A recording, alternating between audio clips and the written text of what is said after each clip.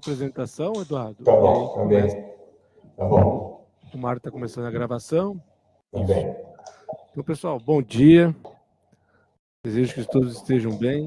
Vamos dar, então, início à nossa sessão do SIG de Toxicologia Clínica. Hoje a temática é a continuação do tema intoxicação por metais pesados. Contextualizando, o ano passado, dia 31 de agosto, o professor Dr. Eduardo Melo De Capitani, ele iniciou essa temática. É um conteúdo bem denso e estava muito rico o conteúdo. Não foi possível, pelo tempo que nós temos, a finalização. E aí nós temos a honra novamente e a disponibilidade do Dr. Eduardo de continuar compartilhando conosco esse conhecimento. O SIG de Toxicologia Clínica, então, ela acontece via rede de Universidade de Telemedicina e estimula, então, nós, da área de toxicologia, a nos integrarmos e compartilhar os conhecimentos. E hoje, então, a gente tem a presença do Dr. Eduardo Melo de Capitani para falar sobre intoxicação por metais pesados. O Dr. Eduardo, ele é médico, é mestre em ciências médicas e doutor em saúde coletiva pela Unicamp.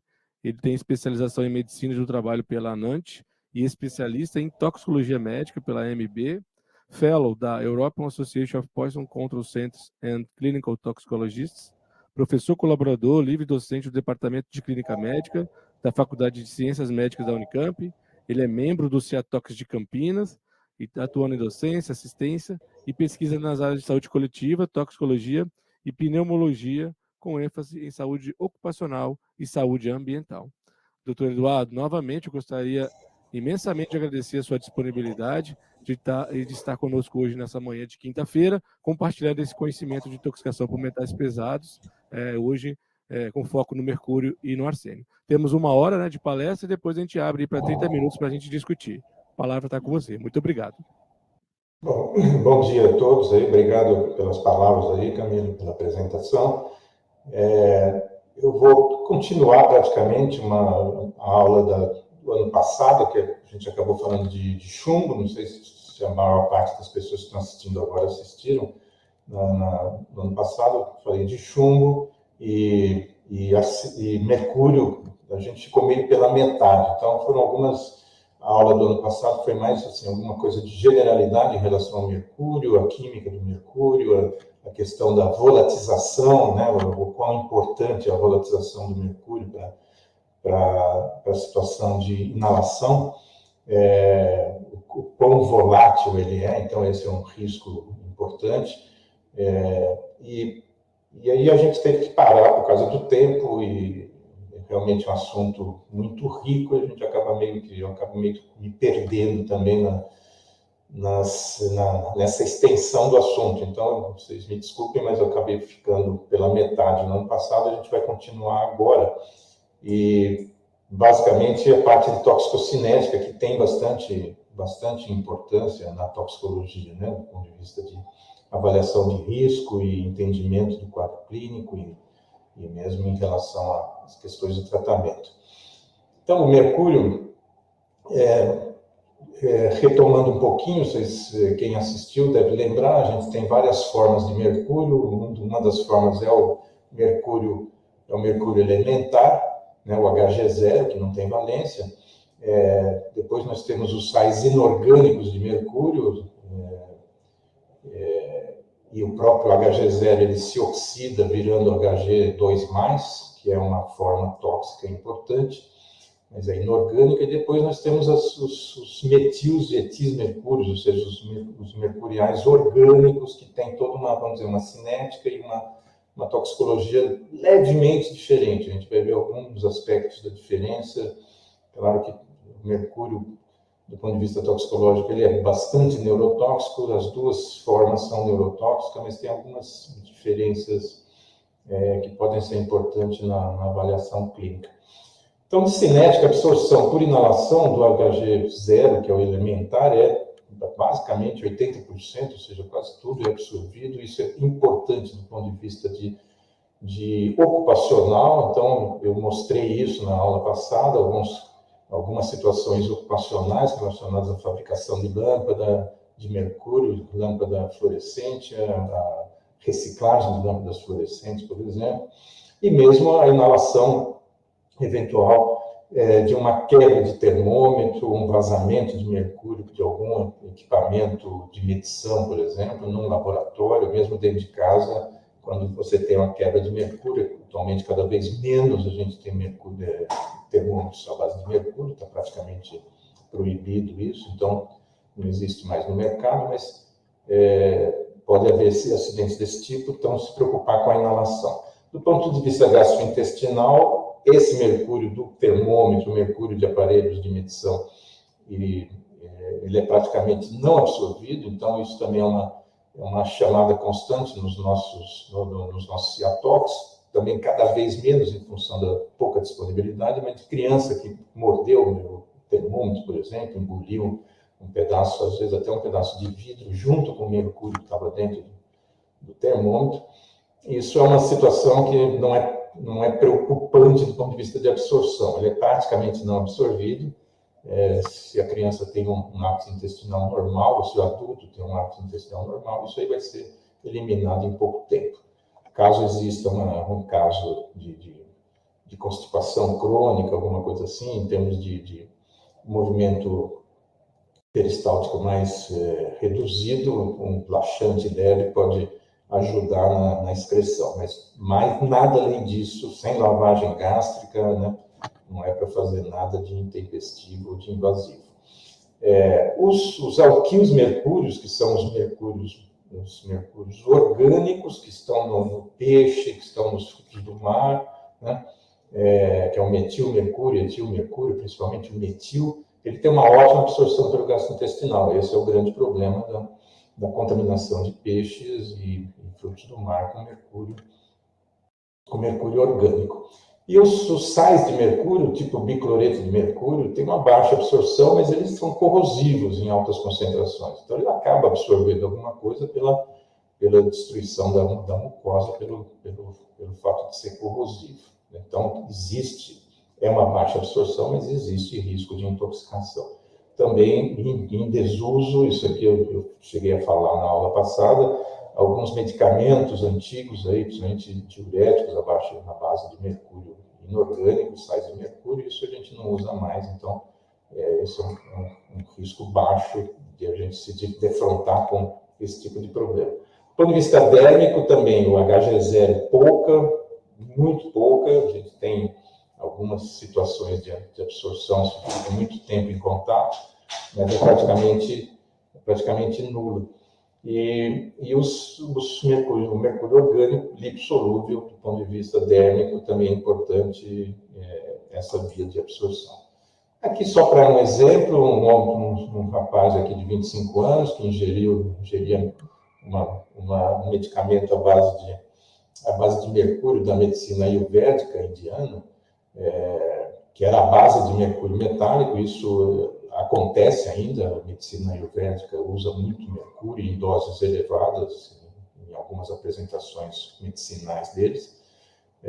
A medicina chinesa também, mas menos, a ayurvédica é mais problemática, por 12 semanas. E ele apresentou, depois de um tempo, depois dessas 12 semanas, letargia, náusea, tremores de extremidade, ou seja, um quadro compatível que se resolveu em 8 semanas depois de cessado o consumo de mercúrio. Ou seja, com um quadro, já falando da clínica, um quadro absolutamente inespecífico, que a anamnese que acaba revelando a ligação possível com uma intoxicação por mercúrio. Então, esse é um caso norte-americano. Lá eles acabam perguntando bastante disso, porque a medicina ayurvédica lá tem bastante penetração.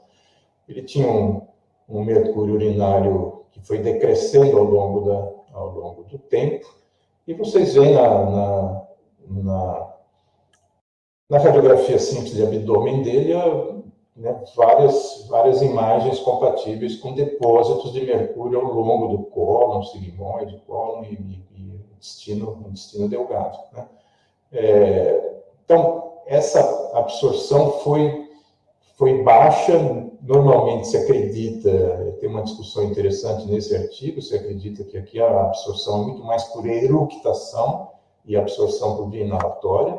Então, esse intestino está com uma atmosfera, vamos dizer, de mercúrio de mercúrio volátil e que acaba, na eructação, acaba promovendo uma inalação do mercúrio também. Tá?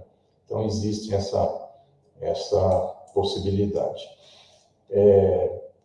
A distribuição, o mercúrio elementar, ele é oxidado rapidamente para Hg2+, e aqui nós temos vamos dizer, um problema pouco elucidado do ponto de vista toxicológico, mas isso se conhece do ponto de vista experimental que isso acontece.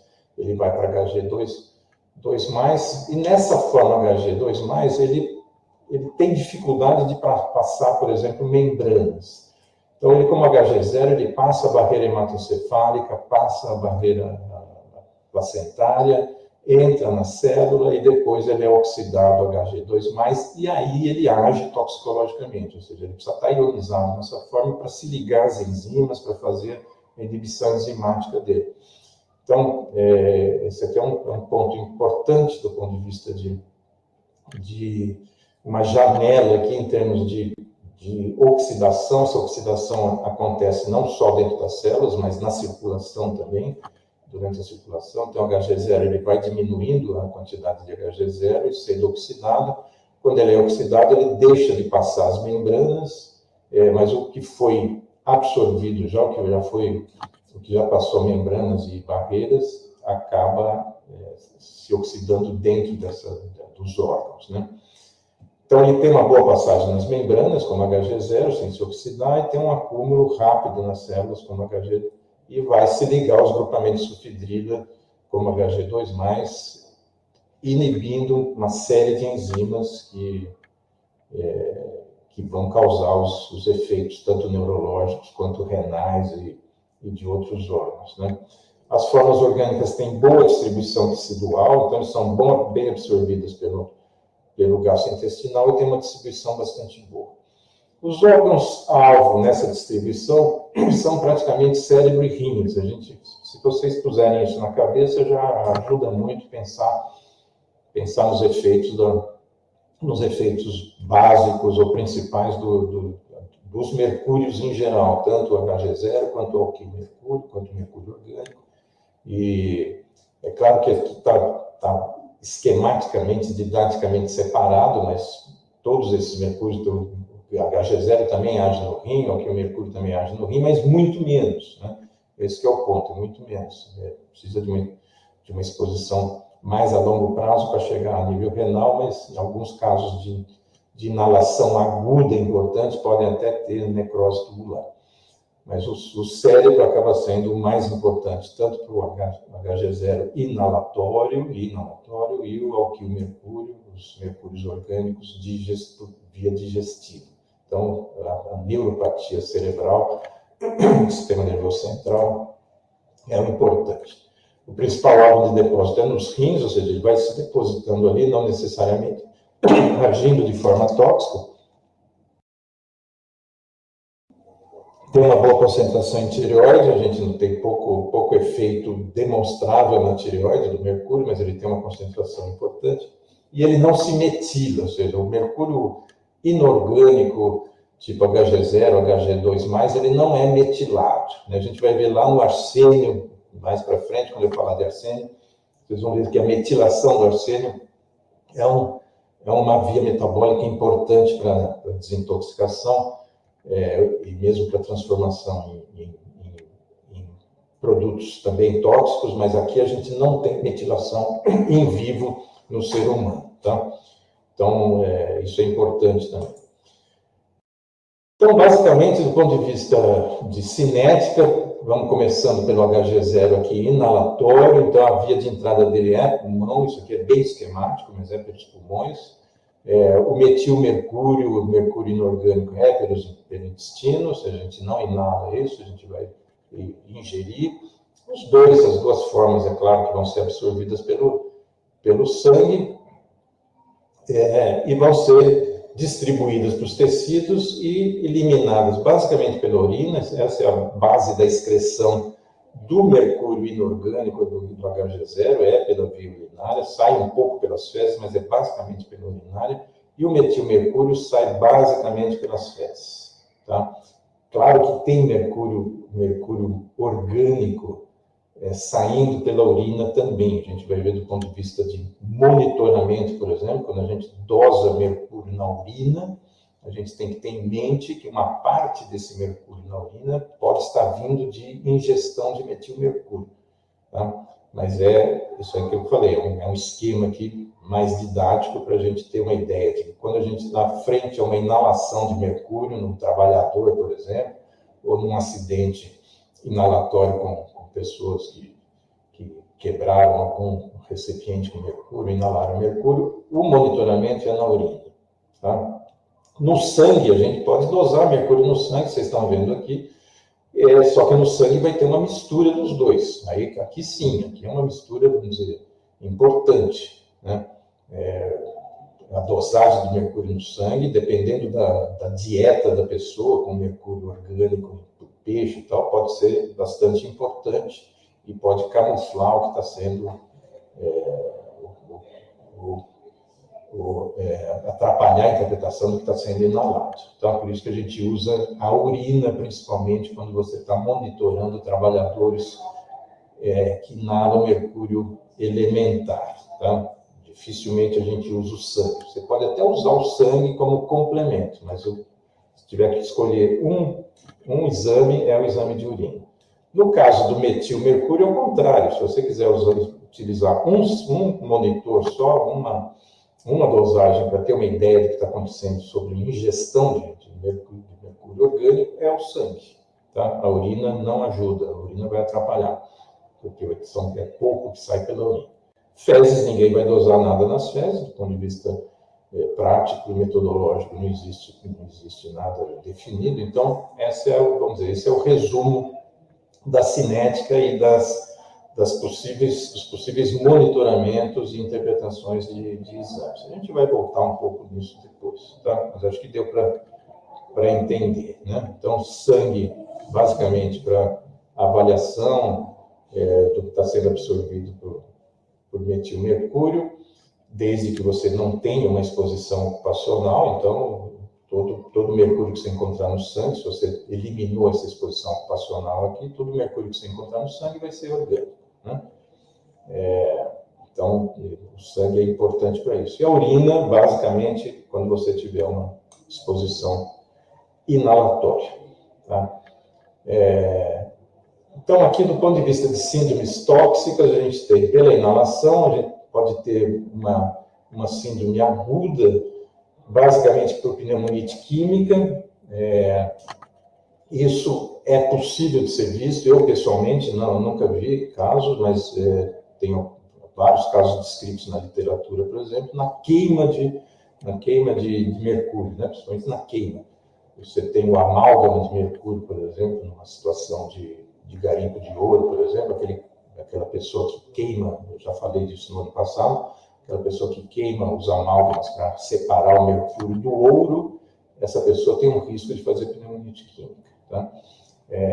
Nesses casos, então, o que é a pneumonite química? É um dano alveolar difuso, é um pulmão branco, né? Você confunde com uma pneumonia viral, por exemplo, com uma pneumonia típica, com um quadro de edema agudo de pulmão hemodinâmico, não tem nenhum comemorativo diferente. É um quadro de dano alveolar difuso, praticamente uma alveolite inflamatória em função da presença do mercúrio lá. E aí o tratamento quelante é bastante eficaz, então tem que prontamente se tratar com quelante, e aí a gente vai ver quais quelantes que a gente usa. Do ponto de vista crônico, a inalação no trabalhador, por exemplo, lá na fábrica de lâmpada, na reciclagem de lâmpadas, outro tipo de fabricação de cloro-soda, né, de cloro e soda cáustica, você vai ter o que a gente chama de eretismo mercurial, que é um quadro. O eretismo mercurial é uma mistura aí de tremores de extremidades com alterações neurocomportamentais, principalmente. Isso antigamente se chamava de eretismo mercurial, a gente continua chamando. Então, é um tremor de extremidades fino, que pode até piorar com o tempo, e alterações neurocomportamentais, alterações de irritabilidade, de perda de memória, a pessoa fica retraída, mais tímida, ou seja, alteração do comportamento normal da pessoa. Podem ocorrer estomatites também, gengivite, até com sangramento eventualmente, e uma insuficiência renal crônica por lesão tubular, como eu tinha colocado antes lá. Então, é basicamente sistema nervoso central, um pouco aqui de gastrointestinal, tipo estomatite e gengivite, nada além disso, não vai ter problema intestinal, nada disso, não se espera diarreia, vômito, nada, e uma insuficiência renal crônica eventual. Tá? Então, esse é o mercúrio metálico elementar, inalatório, principalmente trabalhador. Quem estiver monitorando trabalhadores do ponto de vista clínico vai ter que se preocupar com isso, fazer um exame neurológico periódico, tentar ver a avaliação de tremor. Uma das possibilidades de avaliar tremor fino, sem muita dificuldade, é esse teste aqui do lápis. Aqui eu acabei não conseguindo filmar isso sozinho, eu tentei várias vezes, mas o celular caía e tal, mas isso aqui é uma ponta de lápis. Aqui você segura o lápis, né? Segura o lápis com a mão, com 2, 3 dedos aqui na cabeça do lápis, e no papel você vai fazer uma espiral. Se você não tiver nenhum problema de tremor, vai sair uma espiral parecida com essa. Pode até ter uma certa irregularidade nela, mas vai ser uma espiral desse tipo. Quando você tem tremor, a espiral é desse tipo, né? Mais ou menos desse tipo. Isso aqui está mostrando que a pessoa não tem. Então, é um teste fácil, os neurologistas usam isso, quem mexe com mercúrio está acostumado a fazer isso e ajuda bastante no monitoramento, inclusive, de trabalhador. Vai seguindo isso, você tem um padrão antes do início do trabalho e um padrão que pode estar mudando com o tempo. Então, é uma coisa simples e efetiva. Eu vou falar alguma coisa aqui, só um intervalo em relação ao quadro, só para mostrar uma situação de inalação. Aqui foi uma inalação coletiva de mercúrio mercúrio elementar, inorgânico, aqui em Santa Bárbara do Oeste, em julho de 2020. Nós tivemos um chamado no nosso CIATOX a partir de um caso índice, que era uma criança de 2 anos que estava internada por um quadro dermatológico e neurológico importante, e na anamnese que nós fizemos aí por telefone, a gente detectou que essa criança tinha sido exposta a mercúrio elementar por conta do avô dela ter trazido uma quantidade grande de mercúrio elementar para dentro de casa. Então, de início, foram 5 crianças que precisaram de internação e tinha essa história do morador que tinha distribuído os mercúrio. Esse morador do bairro lá era o avô dessa criança. E nós começamos uma investigação epidemiológica a partir do centro. Nós estávamos em plena pandemia, né? Foi em julho de 2020, foi uma situação complicada do ponto de vista logístico, a gente tinha dificuldade de acesso aos casos presencialmente, então foi basicamente por telefone. A gente conseguiu, junto com a vigilância epidemiológica da cidade, junto com a CETESB, a vigilância epidemiológica do estado de São Paulo, lá de São Paulo, Central, nós conseguimos investigar 66 pessoas com questionário de sintomas e padronizado, sintomas para mercúrio e dosagem de mercúrio urinário. A média de idade ali de 21, mas tinham crianças de 17 dias, de 2 anos, 3 anos, 5 anos, 6 anos, né? Crianças com menos de 6 anos, foram 7 crianças, incluindo essa de 17 dias. Depois nós fizemos uma avaliação dos trabalhadores da Secretaria de Saúde, da CETESB, que participaram da avaliação ambiental, né? Mas nenhum deles a maior parte foi não detectado na urina, e depois, isso foi durante o trabalho e depois do trabalho, e com resultados baixos. O monitoramento ambiental foi feito em tempo real, ou seja, a CETESB foi absolutamente perfeita no enfrentamento dessa situação. A gente deve muito à CETESB, a prontidão delas, a rapidez com que eles agiram e a qualidade do serviço deles, usando equipamento portátil que dá um monitoramento ambiental, uma avaliação ambiental de quanto tem de mercúrio no ar ambiente ou nas superfícies depositado, por exemplo, nas roupas da pessoa, nas roupas de cama, nos berços, nos brinquedos das crianças. Foi realmente muito interessante trabalhar com a CETESB nesse sentido. Então, te dá um nível de mercúrio na hora, né? Que só para ter uma ideia do problema, uma casa foi completamente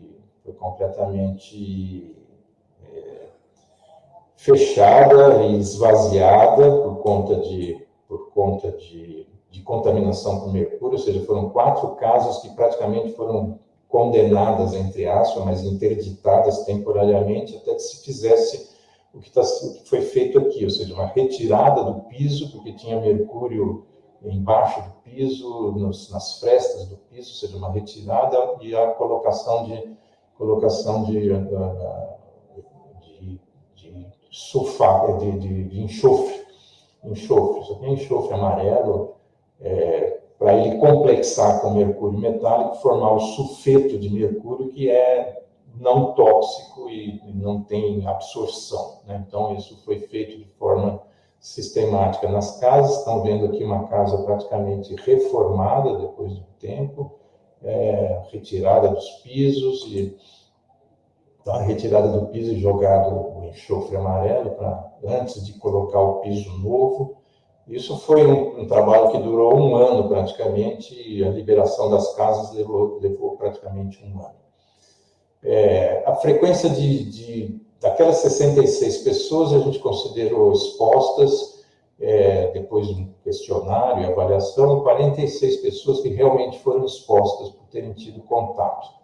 Esse senhor, ele distribuiu quantidades de mercúrio para os parentes, praticamente todos dele, e depois para vizinhos. Então, as pessoas levaram mercúrio para casa, as crianças brincaram com mercúrio dentro dos quartos, dentro da sala. Tinha mercúrio em berço, tinha mercúrio em ursinho de pelúcia. Foi realmente uma contaminação bastante importante. E aqui a gente tem uma frequência de sintomas, só para vocês terem uma ideia do que a gente... Isso aqui foi a lista de sintomas possíveis relacionados com a intoxicação, com a exposição ao mercúrio. Cefaleia ganhou de tudo, com sonolência, várias crianças e adultos com sonolência importante, mudança do ritmo de sono para sonolência, prurido, fraqueza generalizada, eritema, ou seja, 41% das pessoas com eritema cutâneo. Então, reforçando isso que eu já tinha dito em relação à ocorrência de exantema e eritema, e assim por diante. Então, esse foi o processo de questionamento dos expostos. A gente considerou exposto quem tinha dito que tinha tido contato, mas o mercúrio na urina serviu para separar quem realmente não tinha tido nenhum contato. Então, mercúrio acima de 5, que é o valor de referência que a gente usou, é o valor de referência utilizado normalmente, serviu para definir quem tinha sido exposto ou não. Esse é o mercúrio, os resultados de mercúrio na urina. Mercúrio na urina a gente sempre dá em microgramas por grama de creatinina, ou seja, ele é sempre corrigido pela creatinina, não sempre, mas o ideal é corrigir pela creatinina urinária ou pela densidade urinária, mas uma forma mais prática é fazer pela creatinina urinária. Esses exames foram feitos pelo Instituto Adolfo Lutz, que tem metodologia com controle de qualidade internacional já validado. Então, a gente tinha casos extremamente elevados. Lembra que o valor de referência eu coloquei 5 microgramas por grama de creatinina? Tinha criança, essa aqui era uma criança com 3.400 e pouco. tá? Criança com 2.700 e pouco, 2.300. Então, realmente níveis de mercúrio extremamente elevados, isso na primeira urina, né? A primeira dosagem. Essa dosagem foi feita alguns dias depois da exposição, porque demorou para colher, né? O pessoal da prefeitura teve que se organizar para fazer isso. Então, e aqui um gráfico só da urina pré e pós-tratamento com DMSA, ou seja, todas essas crianças com níveis acima de 25, principalmente, crianças com níveis um pouco a menos que isso, mas acima de 25 a gente optou por tratar, e adultos também acima de 100, acima de 75, 100, e com DMSA por via oral. Então, aqui são os resultados pré e pós-tratamento. Então, a gente tem aqui uma tabela que eu vou mostrar para vocês aqui, depois eu volto.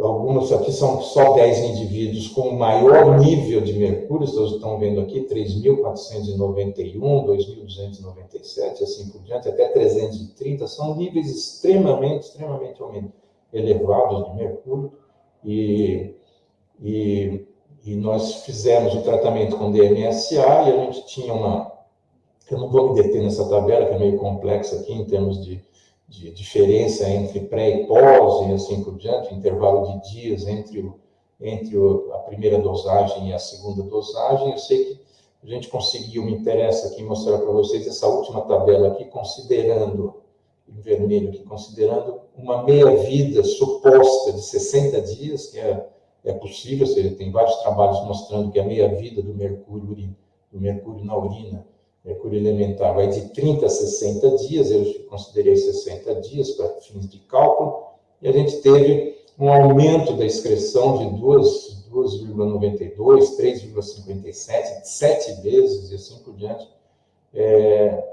a partir do tratamento. Então, mostrando que o tratamento é eficaz do ponto de vista de apressar a meia-vida, né, de diminuir a meia-vida, de aumentar a excreção do mercúrio na urina em casos de inalação desse tipo. Tá? Eu vou voltar aqui só para mostrar o tratamento. O tratamento a gente fez em 24, na verdade foram 17 pessoas que trataram, 24 tratamentos a gente teve, são 24 tratamentos, com 23 sintomáticos e um com sintomático, mas com níveis abaixo de 50. Tá? E o protocolo que eu mostrei por chumbo para vocês, eu vou mostrar depois de novo, protocolo de 19 dias com o DMSA por via oral. Tá? Bom, então isso era só para dar um exemplo do que pode acontecer. Eu acho que pode estar acontecendo isso em outras localidades, não tão, vamos dizer, tão catastroficamente ou com um número tão grande de pessoas, mas quando existe uma inalação importante de mercúrio, o mercúrio urinário é importante de ser avaliado, e esse questionário de sintomas também. Tentar ver quem está com quadro sintomático e tentar tratá-lo o mais precocemente possível, tentando evitar que o mercúrio entre na célula, passe as membranas. O DMSA, ele passa a membrana também, então ele vai buscar mercúrio no cérebro, vai buscar mercúrio dentro dos órgãos, né? Então, o DMSA acaba sendo um tratamento efetivo para isso. Mercúrio orgânico, essa outra síndrome tóxica que é um pouquinho diferente, ela é uma por ingestão crônica, principalmente ingestão crônica. Aqui eu estou falando como exemplo esse pessoal que mora nessas populações ribeirinhas ou indígenas lá na Amazônia, na região do Mato Grosso, perto de garimpos que contaminaram os rios e cujos peixes estão contaminados com mercúrio orgânico. Né? Então, a ingestão crônica não é um quadro agudo, dificilmente a gente tem quadros agudos de metilmercúrio, mercúrio orgânico. Pode ter uma absorção térmica, isso aqui é mais ocupacional, mas o problema maior aqui é de peixe e a ingestão crônica. tem uma boa absorção, como eu mostrei, atravessa as barreiras, e tem a predomínio de alterações neurológicas. E aí as alterações neurológicas, eles podem ser, não é só o tremor de extremidade, claro que o tremor de extremidade é o quadro inicial, então aquela avaliação de tremor também é importante nesses casos, mas um quadro mais avançado, você pode ter ataxia por alteração cerebelar, é um órgão-alvo importante, o cerebelo, disartria, parestesias, e a visão tunelada, ou seja, você tem uma diminuição do campo de visão, isso é muito próprio do metilmercúrio. Dificilmente a gente tem isso no mercúrio elementar. Tá? É possível, mas é muito mais comum e muito até patognomônico de metilmercúrio a visão tunelada. O oftalmologista vai fazer a avaliação de campo visual e vai ver que tem uma visão tunelada. O eretismo, como eu já tinha comentado, as alterações sensitivas eventualmente. Tá? Malformações congênitas graves, isso é, né, a famosa doença de Minamata. A gente não tem casos de doença de Minamata no Brasil, pelo menos comprovadamente, relacionados à ingestão crônica de mercúrio. Isso não eu tenho contato bastante com neurologistas aí, neuropediatras, e tem algumas suspeitas de alguns casos na Amazônia, mas nenhuma delas com comprovação. Então, a doença de Minamata, ela aconteceu com aquela, isso aqui acho que é importante discutir, com aquela importância durante a década de 50, 60, na Baía de Minamata, no Japão, porque a empresa que poluiu a Baía de Minamata, ela poluiu a Baía de Minamata com metilmercúrio. Não foi com mercúrio que depois foi metilado, que é um processo que acontece na Amazônia. O processo na Amazônia é a perda de mercúrio pelo garimpo, a poluição pelo mercúrio metálico e a metilação pelos crustáceos, pelo microplâncton, e aí a elevação, a concentração do metilmercúrio, então a metilação por essas bactérias, pelos microcrustáceos, e a ingestão do metilmercúrio, a concentração no peixe. Então, lá foi praticamente um experimento, né, de jogar metilmercúrio direto na Baía. Então, você teve uma potencialização de toda essa cadeia de... Não precisou da bactéria fazer a metilação, ele já foi ingerido pelos crustáceos e pelos peixes. Então, a dose de ingestão das pessoas aqui que consumiam, isso aqui foi durante pós-guerra na Baía de Minamata, pós-guerra no Japão, teve uma associação com desnutrição e o desastre que a guerra causou para as pessoas depois. Então, foi uma ingestão importante, levou a quadros desse tipo. Essa é uma foto clássica, né, de uma criança que nasceu com malformações importantes do ponto de vista neuromuscular e ortopédica e mental, né, e cerebral. Então, isso é um quadro que foi descrito lá de forma importante. Existe o Instituto de Minamata até hoje lá, que atende essas pessoas que sobreviveram, que tiveram filhos com essa situação. Então, é uma situação que foi dada por essa conjuntura aqui, que a gente não tem essa conjuntura aqui. Nenhum outro lugar do mundo teve essa conjuntura. O único lugar no mundo onde apareceu quadros semelhantes a esse de Minamata foi no Iraque, na década de 70, em que sementes tratadas com metilmercúrio, não foi peixe, mas sementes tratadas com metilmercúrio, sementes de trigo, foram usadas para fazer pão, porque estava uma fome muito grande numa determinada época lá, e o governo permitiu que as pessoas usassem as sementes para fazer pão, e sem saber muito bem o que estava acontecendo, e houve uma epidemia de casos desse tipo. Então, são duas situações diferentes. O mercúrio, só para reforçar, o mercúrio elementar inalatório e o mercúrio orgânico, por ingestão. E os dois dão quadro neurológico, mas são quadros neurológicos relativamente diferentes, né?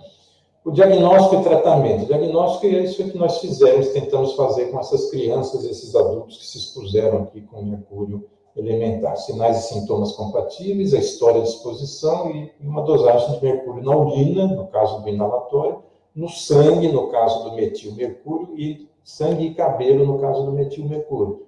Então, são os dois marcadores importantes de que está tendo uma exposição aumentada, sangue e cabelo para mercúrio orgânico, para metilmercúrio. Tá? A fase de tratamento, afastamento, é claro, definitivo da exposição, aí nos quadros ocupacionais, ou mesmo na questão da ingestão de peixe, para parar de usar o peixe, e o quelante em quadro sintomático agudo ou próximo do período de exposição, no caso do mercúrio elementar inalatório. Então, assim, para mercúrio elementar inalatório, eu já tinha comentado que na pneumonite química, por uma exposição ocupacional importante, você está autorizado e deve usar o quelante o mais rápido possível, porque ele responde bem, ou então nessas situações, como nesse caso que eu comentei de Santa Bárbara, em que a gente tinha pouco tempo de exposição, mas intensamente, níveis elevados de mercúrio na urina, quadro clínico compatível. Então, foi próximo da exposição, claro que a gente pediu para as pessoas pararem de se expor, teve esse afastamento de alguns domicílios, inclusive, e a questão em outro tipo de situação mais crônica, é isso que eu queria dizer, do ponto de vista crônico, do trabalhador e tal, o quelante tem pouco efetivo, é muito pouco efetivo, tem pouquíssima eficácia, tá? E o orgânico, o mercúrio orgânico, exposição a longo prazo, também muito interrogado a necessidade de tratar ou a eficácia de tratar. Praticamente não está indicado, tá? Qual é o quelante que nós usamos? Assim, eu coloquei o BAL aqui, o dimercaprol e a D-penicillamina com X vermelho aqui, ou seja, não adianta usar, não tem eficácia, não tem efetividade, tem muito efeito colateral sem nenhuma eficácia. Atualmente, os quelantes que têm alguma eficácia, o EDTA também, não, nem pensar em EDTA. Então, os quelantes que têm importância são o DMSA, o DMPS. Os dois têm eficácia boa para os dois tipos de mercúrio, um mais para um, outro mais para outro, né? E que são, eu já falei isso na aula de chumbo, são derivados hidrossolúveis do próprio BAL, eles são dimercapto, como o BAL também é um dimercapto, né?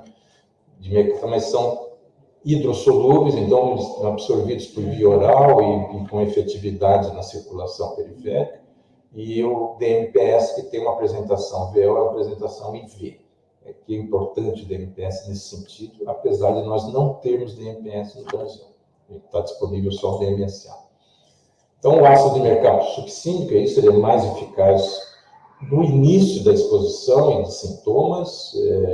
Então, os sintomas crônicos, exposição antiga, né, não vale a pena. É eficaz no mercúrio elementar na clínica aguda e mais eficaz para mercúrio orgânico em estudos experimentais. Eu estou falando isso porque eu falei que o mercúrio orgânico não precisa ser tratado, ou não vale a pena ser tratado, porque a eficácia é baixa, mas nos estudos experimentais eles fazem intoxicação aguda no rato, no camundongo, no cobaia, intoxicação aguda por mercúrio orgânico, dão um quelante e veem que tem uma resposta.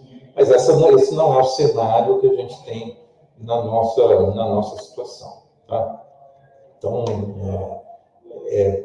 o uso de DMSA em intoxicação por mercúrio orgânico é muito questionável ainda hoje. Ele tem poucos efeitos colaterais, é possível repetir ciclos, tantos quantos forem necessários, esses ciclos de 19 dias, você vai repetindo na medida da dosagem do mercúrio na urina, e está disponível no Brasil em farmácias de manipulação. Né?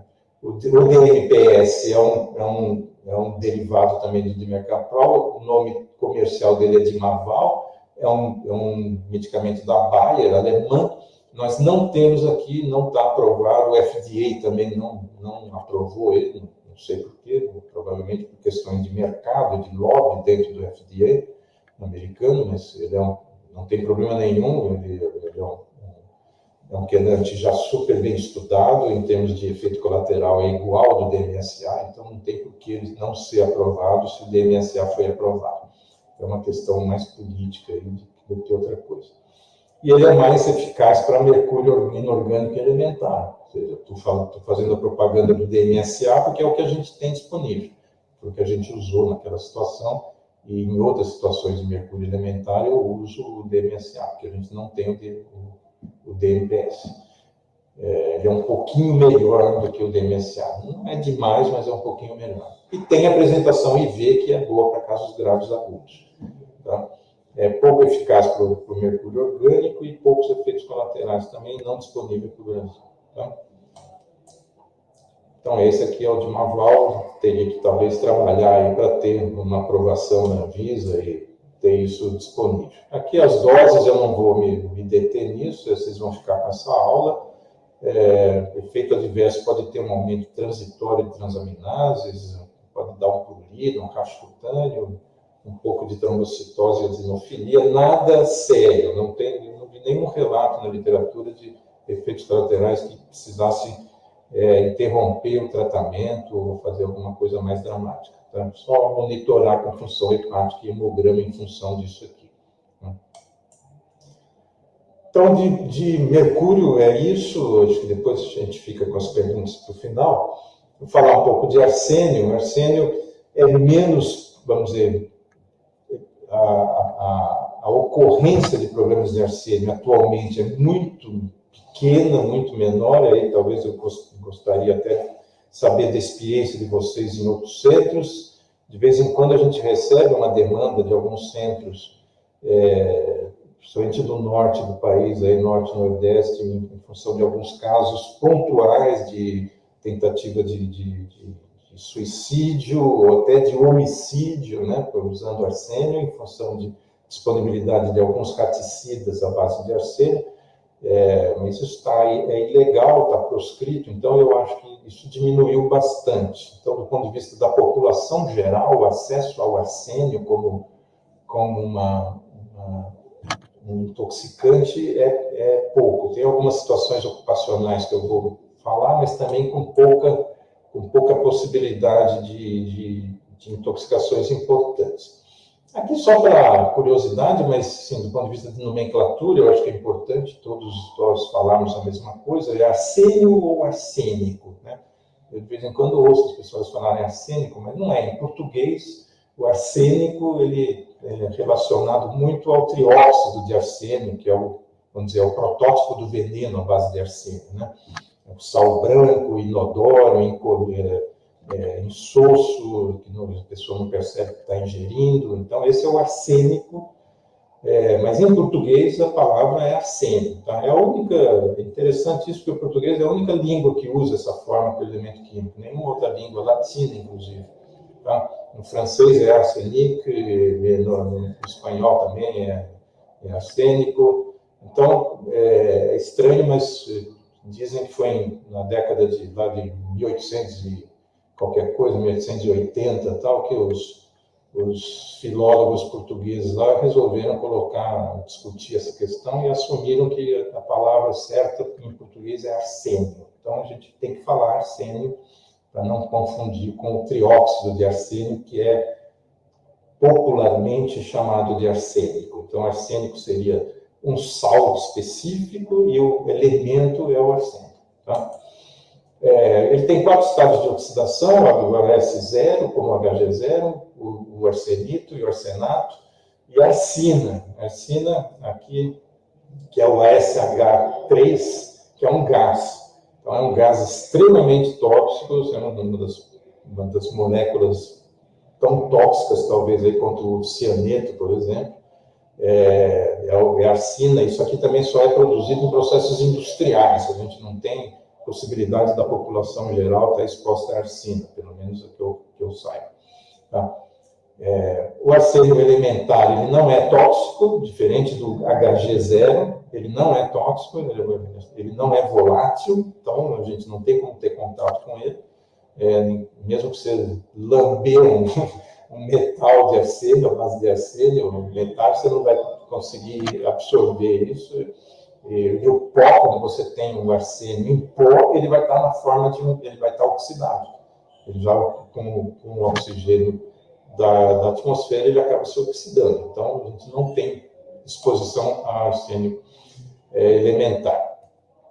Tem outros compostos de arsênico inorgânico trivalentes, que tem uma história toda, não vou me deter em história, mas quem gosta de história da medicina, isso aqui é importante, o realgar e o orpimento, que são o tetrasulfeto de tetraarsênio e trisulfato de diarsênio, que foram utilizados, ainda são na medicina chinesa, por exemplo, tem realgar e orpimento em várias preparações chinesas e de medicina ayurvédica, tá?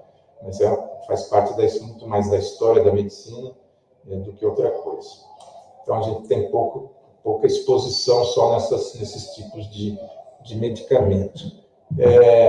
Compostos orgânicos, tem vários, a gente ingere isso aqui com certa frequência, ou seja, a arseno-betaína, com essa sigla aqui, a SBE, eles são sintetizados por peixes a partir de arsênio inorgânico. O arsênio inorgânico que está no mar por contaminação geológica, não é nenhuma novidade isso, ou seja, o arsênio está nas rochas, então você tem uma contaminação da água marinha e das águas de rios por arsênio, normal, natural, e a partir dessa ingestão dos peixes você tem uma sintetização de arsênio-betaína que é muito menos tóxico, então ele transforma o arsênio tóxico no não tóxico. Arsenocolina, a mesma coisa.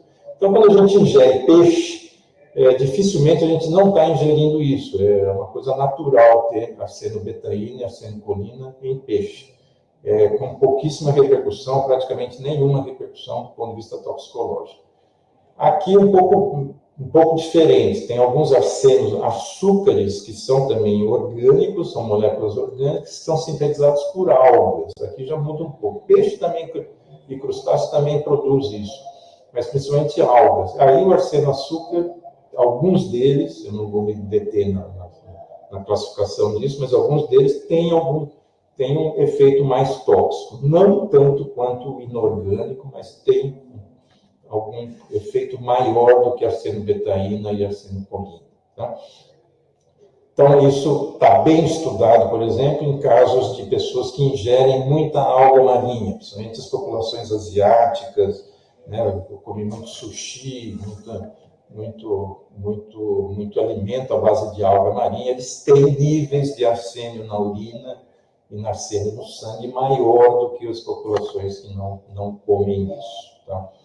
Efeito a longo prazo, pouco estudado. Não é que é pouco estudado, é difícil de fazer alguma correlação com efeitos a longo prazo com esse tipo de ingestão, mas é aumentado. O MMA e o DMA, a gente vai falar mais para frente, são arsenicais orgânicos, que são produtos de metabolismo nosso, de sal inorgânico. Tá? Então, nós ingerimos o arsênio inorgânico, de alguma forma, ou mesmo esses orgânicos que podem liberar arsênio inorgânico, e eles são metilados. Então, isso aqui é um produto de metilação nossa. O nosso organismo, nosso fígado metila o arsênio, formando essas duas moléculas que têm uma toxicidade razoável. Qual que é a vantagem do MMA e do DMA? É que eles são rapidamente excretados. Então, o nosso corpo pega o arsênio que a gente ingeriu, de alguma forma, transforma em MMA e DMA, e isso é rapidamente eliminado pela urina, apesar de ele ter uma toxicidade próxima dos sais inorgânicos. Mas como ele é eliminado rapidamente, a gente faz parte da nossa defesa, né? Compostos orgânicos de arsênio, como eu comentei, é isso aqui. Fonte de exposição ocupacional, se a gente tem que estar, quem está na área de medicina do trabalho tem que ficar atento a isso, na toxicologia ocupacional, fundição de bronze e latão, ou seja, os metais não ferrosos. que usam estanho, que usam cobre, ou seja, para fabricação de ligas. Ele tem contaminação, todas essas ligas têm contaminação com arsênio. Os minérios para a fundição de bronze, para a produção de bronze, latão, tem contaminação por arsênio. Aquele fumo que sai das fundições tem concentrações elevadas de arsênio. Então, o monitoramento desses trabalhadores deve ser feito. Mineração de chumbo, a mesma coisa. O minério de chumbo é uma arsenopirita. Todo chumbo tem um pouco de arsênio, e na mineração mais ainda, ou seja, a fundição de minério de chumbo, ali para extrair o chumbo daquela rocha, vai produzir arsênio além do chumbo, né? Além do chumbo. Já falei do chumbo da outra vez, mas aqui além do chumbo. Fabricação de vidros também, ou seja, trabalhador na fabricação de vidros. Nós que consumimos o vidro não tem problema, tem vários trabalhos mostrando que o arsênio que está no vidro, ele não migra para nada, ele não sai dali. Ele é usado na fabricação de vidro como dispersor de bolhas, né?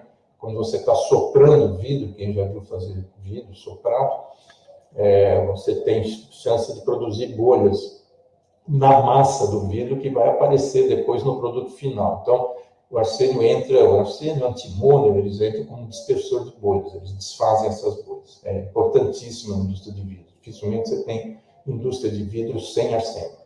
Indústria eletrônica, semicondutores, aí a exposição um pouco menor.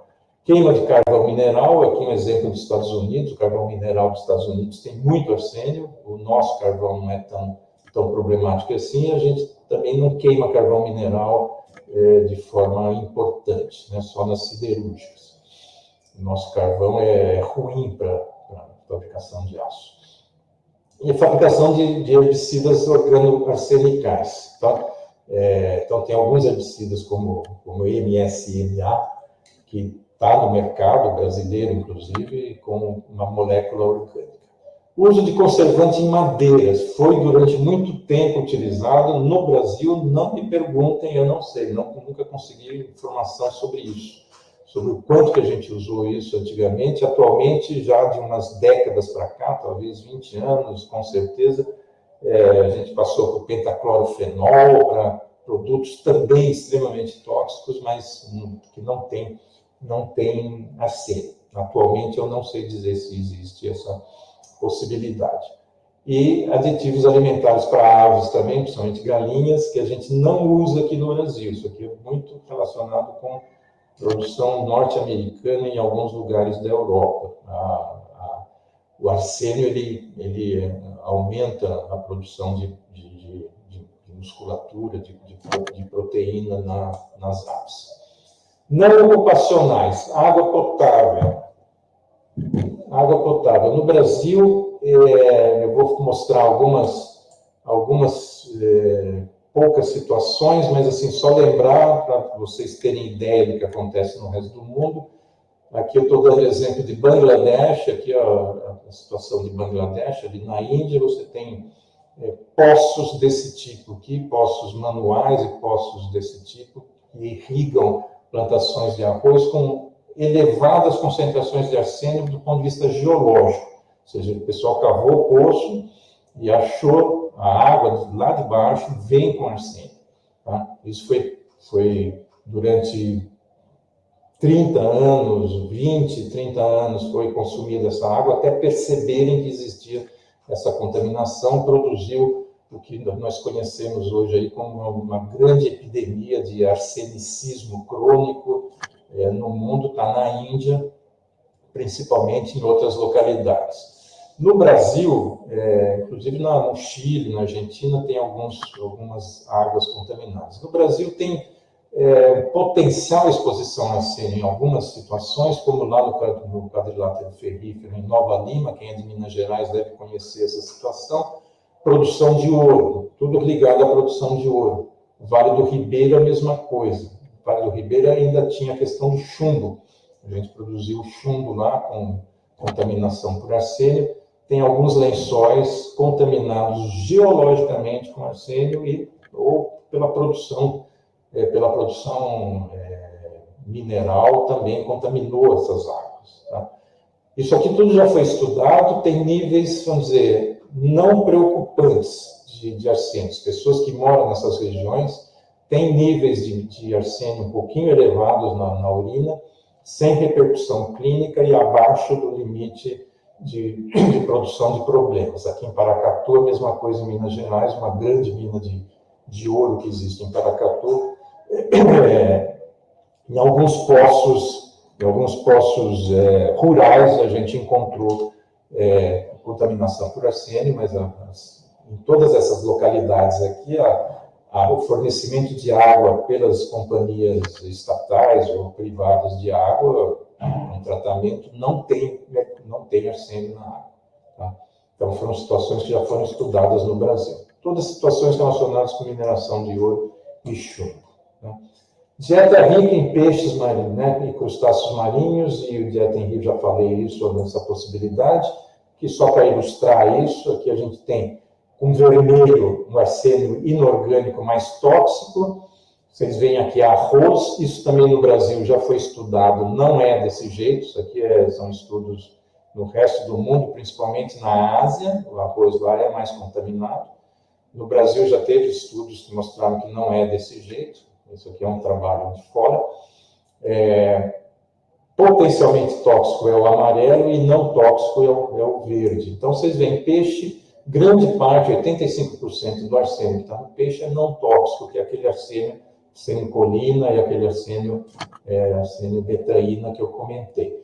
Potencialmente tóxico, uns 13%, potencialmente, por conta dessa questão de ser uma molécula orgânica eventualmente mais tóxica, e tóxico 2%, só que seria os sais inorgânicos. Então, só para ter uma ideia dessa possibilidade de você estar comendo moluscos, peixes e algas marinhas e estar tendo um aporte de mercúrio que vai aparecer no seu sangue, mas não necessariamente relacionado com toxicidade.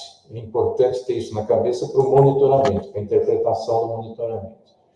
Medicamentos à base de arsênio, já comentei o realgado, o arpimento, mais da medicina tradicional chinesa. Também isso aqui é histórico, é uma história super interessante, não dá tempo da gente comentar isso aqui, mas depois vai ficar os slides aí para vocês. No tratamento de sífilis, por exemplo, até década de 50, com certeza se usava esses dois medicamentos aí, o Salvarsan e o Nelsalvarsan, que eram tratamentos à base de mercúrio. Consumo de alcaçuz, o Brasil não tem isso, mas na Europa isso aqui é uma preocupação. A extração do alcaçuz, que é o ácido glicirrísico, na extração dele para a fabricação de alcaçuz, você tem contaminação por arsênio. Alguns cosméticos também no Brasil a gente não tem notícia disso, são mais alguns cosméticos iranianos, e os raticidas legais, que eu comentei, que podem estar eventualmente disponíveis em algum lugar. Isso, do ponto de vista histórico também, eu acho que é importante se lembrar disso, ou seja, solução de Fowler, até também no Brasil se usou isso, no começo do século XX, aí, até década de 30, 40. A solução de Fowler foi produzida em 1786 pelo Thomas Fowler, que era um médico inglês, e era uma mistura de arsenato de potássio com bicarbonato de cálcio e mais os alcaloides aqui da lavanda. Esse bicarbonato e os alcaloides produziam uma solução alcalina que melhorava a dissolução do arsenato de potássio. E ele foi utilizado na época para tratamento de malária, febre, sífilis e tal. Desde essa época, não que isso tivesse funcionado como tratamento de malária, nem como tratamento de febre, porque nessa época, a partir de 1700 e pouco, até menos, 1720, 1730, a Europa já tinha quinino vindo do Peru, já foi introduzido na Europa para tratamento de malária, tratamento de febres da maleta. Então, aqui tinha uma confusão, tinha gente usando quinino e usando a solução de Fowler junto, então acabou fazendo a fama da solução de Fowler como um tratamento de febre e depois de sífilis. A sífilis já é diferente, porque a sífilis respondia ao arsênio, de certa forma. A espiroqueta responde ao arsênio. Mas historicamente era isso. Esse medicamento aqui foi fabricado pelo Ehrlich, o Paul Ehrlich, um alemão que trabalhou no começo do século, fim do século XIX, começo do século XX, e que produziu o Salvarsan e o Neosalvarsan, que foram remédios que foram extensamente utilizados para tratamento de sífilis, extensamente utilizados. Aqui no Brasil, você pegar as pessoas aí com 80, 90 anos, eventualmente lembram disso. Tá? Já tiveram parentes que usaram isso para tratamento. Né?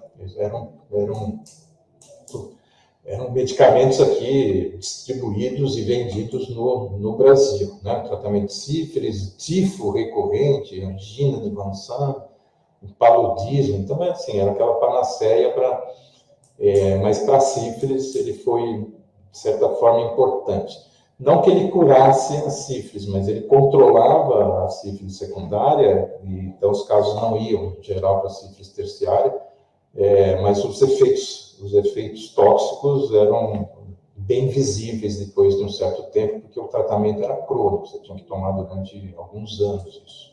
Né?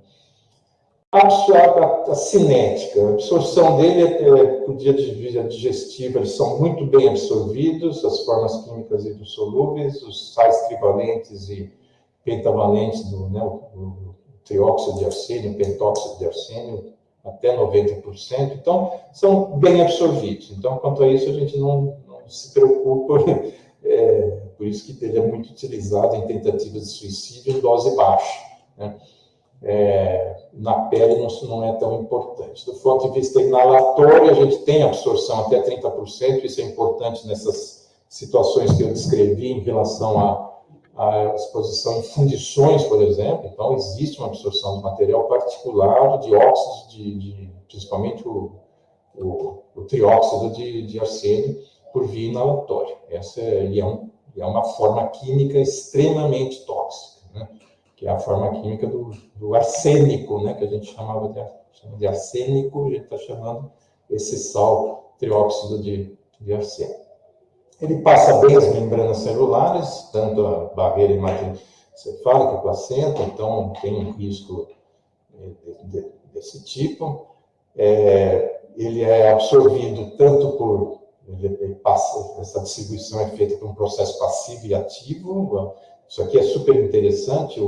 Vocês lembram lá que eu mostrei na tabela periódica, acabei não realçando isso, mas o arsênio faz parte do grupo do fósforo, né? O fósforo está lá em cima. Então, ele tem uma conformação eletrônica que faz com que os transportadores de fosfato também transportem ativamente o arsênio. Então, esse é um problema, principalmente do S2O5. O S2O5 é reduzido para a forma mais tóxica, que é o S2O3, que é o trióxido, né? E as duas formas são rapidamente distribuídas. Tá? Ele se acumula nessa ordem em fígado, principalmente, se você for dosar. Isso é importante também do ponto de vista forense, né? Você procurar, principalmente nesses órgãos, eventualmente, numa tentativa de suicídio, de homicídio, fígado, rim, pulmão, cérebro e pele. Né? A metabolização, eu já tinha comentado isso, nós metilamos, a gente não faz nada com o mercúrio. Né? O mercúrio passa, ele entra, tem um efeito tóxico, a gente não metaboliza o mercúrio. O arsênio a gente já metaboliza. Né? Isso é interessante do ponto de vista evolutivo. A gente foi se adaptando aí a níveis de arsênio, provavelmente em água, né? Em água contaminada geologicamente. Então, houve uma seleção aí para metilação. Então, a gente metila para monometil e para dimetil, que tem, como eu falei, ação tóxica também, um pouco menor, mas são rapidamente excretados. Então, vocês veem aqui que a excreção, por exemplo, como DMA, até 80% do arsênio que foi absorvido, vai ser metilado e vai ser excretado como DMA. Então, isso é importante para desintoxicação, né? Rapidamente desintoxicado. Então, isso aqui que eu estou colocando aqui, 10 a 20% nessas formas, né? 10 a 20% como arsênio orgânico, 60 a 80% como arsênio orgânico. Isso tem importância na interpretação, por exemplo, de arsênio na urina. tem um arsênio total na urina, você vai ter formas inorgânicas e vai ter as formas orgânicas. Então, isso aqui é extremamente importante, além dessas formas orgânicas de peixes e frutos do mar. Então, qual que é o tóxico aqui? É claro que esses daqui são os mais tóxicos, mas o MMA é tóxico e o DMA também é tóxico. Então, para você ter uma ideia de correlação dos efeitos que você está vendo na pessoa, naquela situação, com o arsênio total na urina, o ideal é especiação. Então, isso dá para ser feito com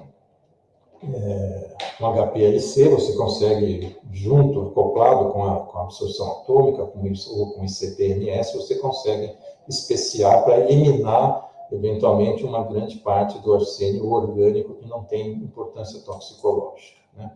Aqui os valores de referência, eu não vou me deter nisso, vocês têm isso para consultar. E aqui sim, as doses tóxicas baseadas em DL50 em ratos, tem outras DL50 em outros animais, mas aqui só para ilustrar uma delas, todas elas estão mais ou menos próximas. Mostrar isso aqui que eu já tinha falado, a arsina, o hidreto de arsênio é extremamente tóxico, ou seja, 3 miligramas por quilo, isso aqui está próximo do cianeto, né? O arsenito, 14, o arsenato, 20, e depois as formas orgânicas de metabolismo. Vocês veem que elas pulam para uma DL50 muito maior, né? Quase próximo de 1 grama aqui já dentro de 1 grama, 2 gramas, tá? Então, são formas tóxicas, mas menos tóxicas. E as menos tóxicas ainda são aquelas que eu já comentei, orgânicas arsenocolina, arsenobetaína, que são produzidas pelos peixes.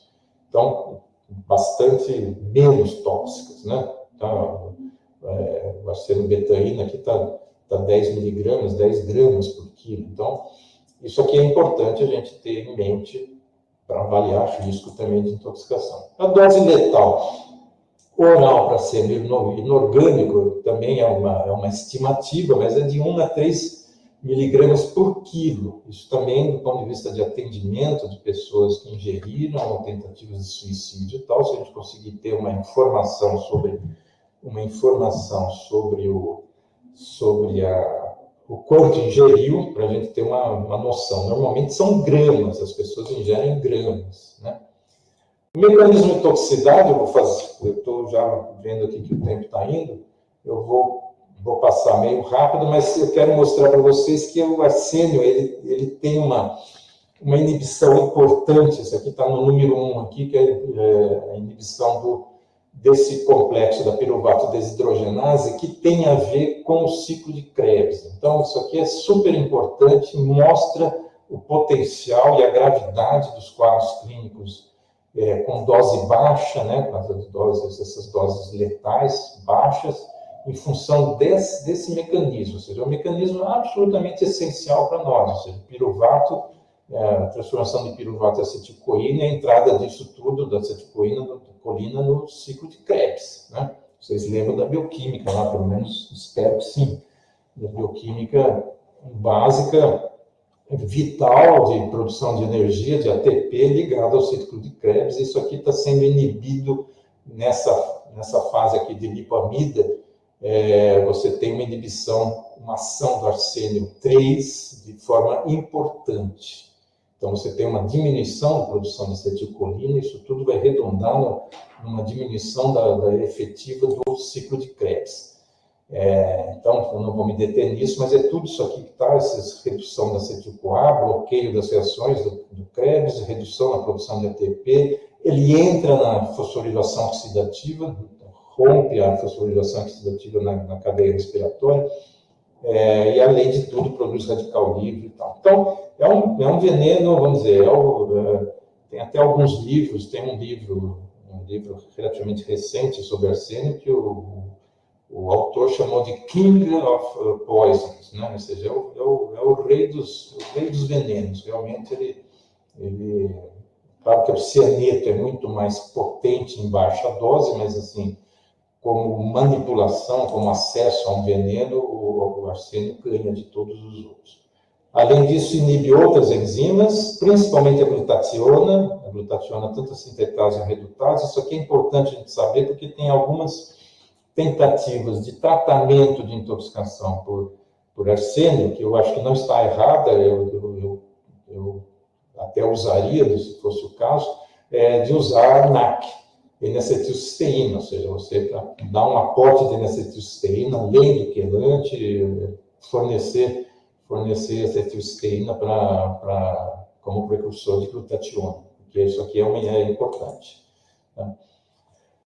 Ele tem uma afinidade para sulfidrila, então lembro lá das linhas de Mays, não sei se alguém já viu isso, mas as linhas de Mays nas unhas, elas estão relacionadas com exposição crônica ou mesmo aguda a arsênio, a antimônio, a bismuto, e a mercúrio, né? As linhas de Mays é mercúrio. Então, essa banda branca, essa bandazinha branca aqui na linha, na unha, está relacionada com o depósito desses metais na unha. Isso aqui foi descrito pelo Mays, que é um holandês. Isso aqui eu coloquei aqui porque eu acho muito interessante. Em 1919, o Mays publicou um artigo em holandês, está aqui tudo em holandês, numa revista holandesa. Não foi traduzido isso para o inglês até hoje. Tem até traduções mais recentes, mas em 1919 ele publicou uma fotografia. Ele fez já nessa época ele conseguiu fazer uma fotografia, você vê as bandas brancas aqui. Isso deu uma certa prioridade para ele em relação a essas linhas, apesar de ser em 19, porque o Reynolds e o Aldrich descreveram essas linhas sem fotografar, mas descreveram nos artigos dele em 1900 e 1904. Então, e o Mays em 1919. Então, a gente chama de linha de Mays, apesar de ele estar na prioridade 3 aí. Mas como ele publicou a foto, o pessoal chama de linhas de Mays. Então, é provavelmente uma precipitação de arsênio na linha. Né? Aqui outras, um pouco melhor essas fotos, assim, bem ilustrado, essa linha branca aqui. Tá? Então, isso serve para talho, serve para intoxicação O talho é um pouco mais amarronzado, mas essa linha mais branca é antimônio, mercúrio e arsênio. Tá? Ele é cardiotóxico também, então vai aumentar o intervalo QT, pode levar a arritmias ventriculares. Esse é um dos motivos da morte também de pacientes altamente intoxicados, e leva a uma hipoglicemia severa. Essa hipoglicemia, às vezes, é difícil de tratar. Tem um efeito crônico na homeostase do endotélio, pode levar a uma fibrose portal importante. Do ponto de vista crônico, a gente tem uma doença vascular periférica com isquemia e necrose. Aqui é um caso desses lá de Taiwan, não é nosso, é um caso lá de Taiwan, mostrando ingestão crônica de água potável com arsênio acima de 100 microgramas por litro, às vezes 1000 microgramas por litro. Cronicamente, a água que a pessoa tem para tomar, levando a uma síndrome de pé preto, de necrose importante. Tá? Isso é crônico. Agudo, a gente nunca vai ver isso. Ele aumenta a produção de melanina, isso também do ponto de vista crônico, vai dar hiperpigmentação, vai dar hiperqueratose. Então, são alguns quadros, isso aqui são quadros indianos, de pessoas com hiperpigmentação da pele, e aqui é importante a palma da mão, nesses casos crônicos, a gente observar na palma da mão essa hiperqueratose, e aí a hiperpigmentação e a hiperqueratose. Então, hiperqueratose, isso aqui é muito típico de exposição crônica a mercúrio, principalmente nessas condições. Aqui na Índia também, hiperqueratose e hiperpigmentação. Aqui um quadro mais dramático de hiperqueratose com hiperpigmentação no indiano. Tá? E aqui mostrando que essa ingestão, aqui nessa linha aqui de baixo, exposição de mercúrio em concentrações elevadas na água, bastante elevadas, o normal aqui é 50, e a prevalência de pessoas com queratose, com hiperpigmentação. Isso é um estudo epidemiológico dos indianos. O Mazumdar é um indiano que trabalha com isso há várias décadas, tem publicações muito interessantes nesse sentido. E carcinogênese, ele é considerado um carcinogênico importante do ponto de vista crônico, né, que múltiplos carcinomas espinocelulares, por exemplo, isso é o que chama a atenção quando você tem múltiplos espinocelulares, você tem que pensar em exposição a arsênio. Aqui no Brasil a gente tinha isso na época que se usava o salvarsan, por exemplo, para cítricos. E assim, então, as neoplasias mais frequentes são de pele, fígado, pulmão, bexiga, rins e próstata. Então, ele é um ótimo carcinogênico para o ser humano, está lá no grupo 1A do IARC, apesar dele ser um péssimo carcinogênico para animal de experimentação. É super interessante isso em relação ao arsênio. O quadro clínico após ingestão aguda, dor abdominal e cólica, vômitos repetidos, né, desidratação, diarreia aquosa importante, choque hipovolêmico, esses são os quadros de intoxicação em exposição, tentativas de suicídio e tal. Esses são os quadros que vão para embólias e faz coagulopatia intravascular, insuficiência hepática, encefalopatia. São quadros que, se você não começar a tratar imediatamente, são quadros que 2, 3 dias depois o quelante já não tem o efeito que precisaria ter. São quadros dramáticos e importantes. Você pode ter, após a ingestão aguda, um quadro no sobrevivente, uma neuropatia sensitiva motora periférica e perda auditiva em intoxicações por arsenical orgânico. A gente já teve um caso aqui nosso que produziu isso, né?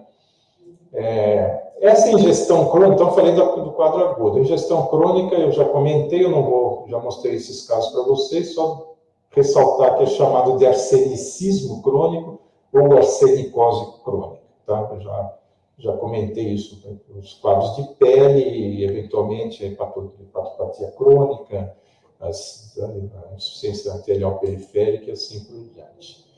O diagnóstico é clínico, tá? Da intoxicação aguda. A pessoa ingeriu lá um mata-rato, um raticida, à base de arsênio. Você tem que saber essa exposição, né? Que for uma exposição desse tipo, senão você fica meio perdido, porque um quadro de vômito, de diarreia, de dor abdominal, pode ser um monte de coisa. Os casos leves, com poucas manifestações ou com pouca informação da exposição, a dosagem do arsênio na urina é importante, ou no sangue, ou no vômito, né? E aí as concentrações mais elevadas corroboram o diagnóstico, né? E baixas concentrações não necessariamente descartam, ele pode ter já excretado. Em geral, o tratamento quelante deve ser definido sem a dosagem ou resultado, nos casos agudos. A história clínica, o exame clínico, a gravidade do quadro e a informação de que houve uma exposição por ingestão, né? O raio-x de abdômen, nesses casos graves, pode ajudar. Aqui é um exemplo desse tipo de paciente que ingeriu uma quantidade grande, uma quantidade fatal não necessariamente morreu, não me lembro desse caso que ele morreu, mas é uma quantidade fatal, está aqui no estômago. Tá? Então, é importante o raio-x de abdômen, né? Ele ajuda na definição, e mesmo na definição, eventualmente, de você fazer uma endoscopia ou persistir na lavagem, se a pessoa estiver consciente. Lavar isso aqui. Tá? Eu não vou me deter nesse caso, vocês ficam com isso aqui depois para ver um caso, esse caso aqui é super interessante. Foi feito até gastrostomia para tirar essa coisa que estava grudada no estômago, e foi feito quelante, tratou como BAL e tal, e ele ficou com uma neuropatia sensitiva motora. Então, é um paciente que sobreviveu com uma neuropatia, mas fez uma ingestão importante, de 54 gramas.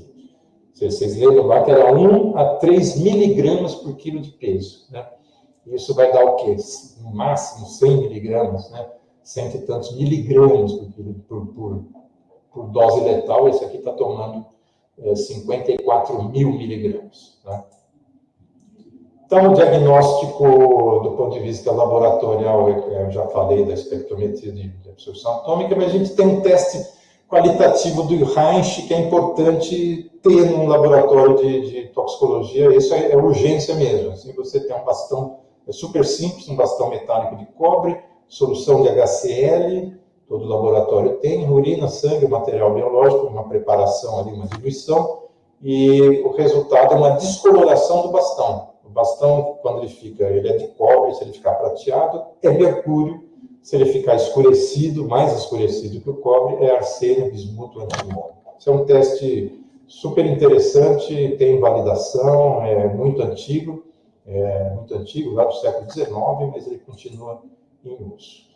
Aqui os valores de referência, como eu falei, e o tratamento. Tá? Eu não vou me deter muito nisso, já estamos acabando aqui, eu estou sem tempo.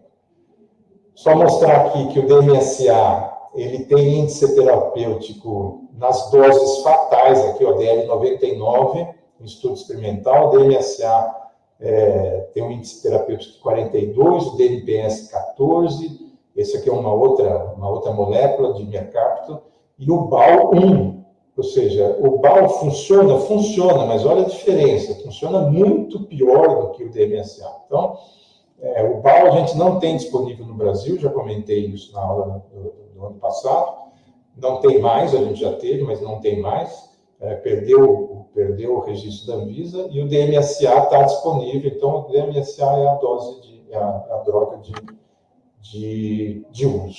Tá bom? Então, acho que era isso, Camilo. Desculpa mais uma vez aí pelo tempo. Eu estou aberto aí para as questões, se vocês tiverem alguma.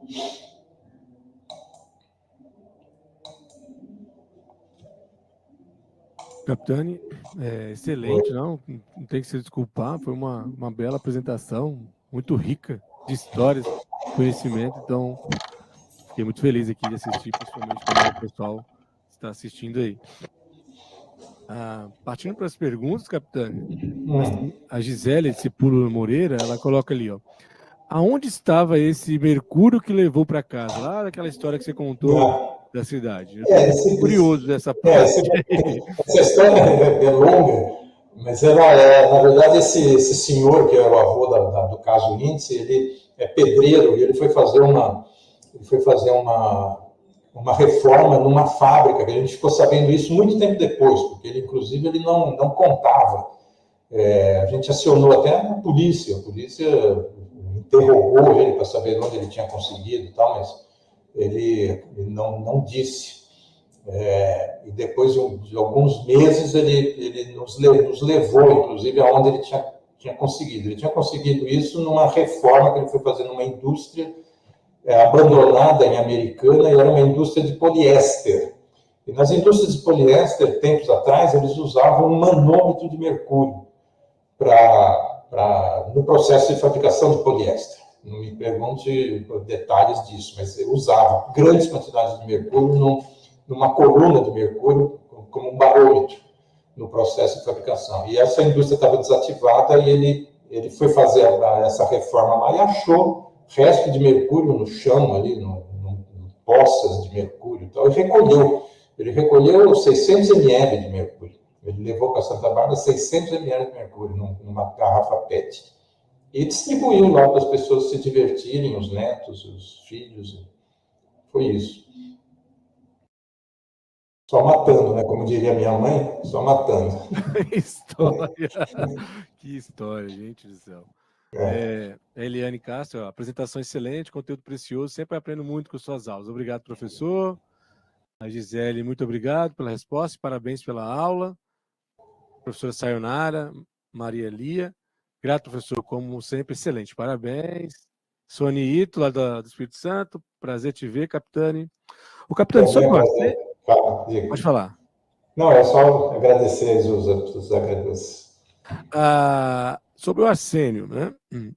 Uma pessoa me procurou, coincidentemente ontem, eu estava precisando de uma ajuda, liguei no local, e ela soube que eu era do Ciatox, e ela queria saber mais sobre o arsênio comigo, né? Porque ela acredita que na pandemia ela foi envenenada, ela acha que foi tentativa de homicídio e está com várias sequelas, né? Ela queria saber assim, se tinha alguma coisa, algo que poderia ser feito hoje, algum exame, alguma avaliação dela, que poderia tentar relacionar com uma possível ingestão de arsênio há, vamos dizer aí, 3 anos atrás. Da sua experiência, tem alguma coisa que poderia tentar fazer? É muito tempo, né? Como eu falei, você tem essas deposições de arsênio em fígado e tal, mas eu não saberia te dizer quanto, com esse tempo de intervalo, o que realmente está disponível para uma biópsia, por exemplo. Eu não proporia isso, porque a gente não tem nenhuma certeza de que vai ter algo elevado. Nos óleo aí de queratina, tipo cabelo, por exemplo, 3 anos, ela já renovou. Então, uma possibilidade seria o cabelo. O cabelo você pode achar. Então, aquela história lá de 1 centímetro por mês, né, de crescimento, em média 1 centímetro por mês de crescimento do cabelo, você tem um histórico se ela não cortou o cabelo, você vai ter um histórico aí na ponta do cabelo, pode ser que chegue a 3 anos, não sei, teria que ver o tamanho do cabelo dela. Isso seria uma opção de dosar, não aqui na colheita clássica do cabelo, que é na nuca rente ao couro cabeludo, né? Você ia colher na ponta, porque é o que está representando lá 1, 2, 3 anos atrás. Então, essa seria uma possibilidade. Unha já foi, né? Unha 3 anos já renovou, não tem jeito, né? Já renovou pelo menos 3 anos, pelo menos 5, 6 vezes a unha. Então, se for um cabelo comprido, pelo comprimento do cabelo, teria que medir o comprimento e fazer esse cálculo de 1 centímetro por mês, ver até onde chega a ponta do cabelo, em que ano que estava. Essa seria talvez a única chance.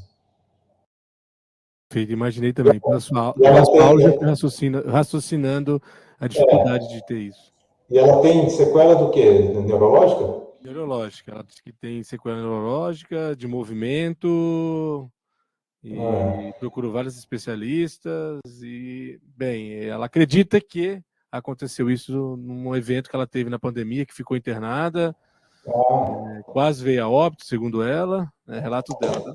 E os médicos estavam desacreditados, ela voltou, né? Hoje voltou a trabalhar, tá? Mas ela acredita que essas sequelas são dessa exposição que possivelmente ela acredita que teve. Sei. Aí é mais para investigação policial, talvez. É isso mesmo.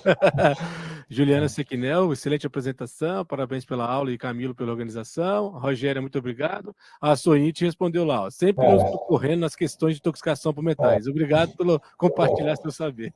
Não, pode continuar mandando casos aí, a gente está disponível. Sabe? Não que a gente saiba muita coisa, mas é sempre um desafio. Os casos de metal sempre um desafio. Então, obrigado aí pelas palavras também, por todos que falaram alguma coisa aí. Obrigado. Excelente, capitão. Acho que com isso a gente acho que se aproxima do término. Novamente gostaria de te agradecer, tanto para o ano passado como esse. Excelente apresentação, conteúdo brilhante. Acho que aprendi bastante assistindo as suas falas. E muito obrigado aí pela sua disponibilidade. Tá bom. Obrigado a vocês aí pela audiência e pelas palavras aí. Obrigado, Camilo. Obrigadão, excelente quinta-feira para você e a todos, e nos vemos no mês que vem. Até logo. Até logo. Tchau, tchau.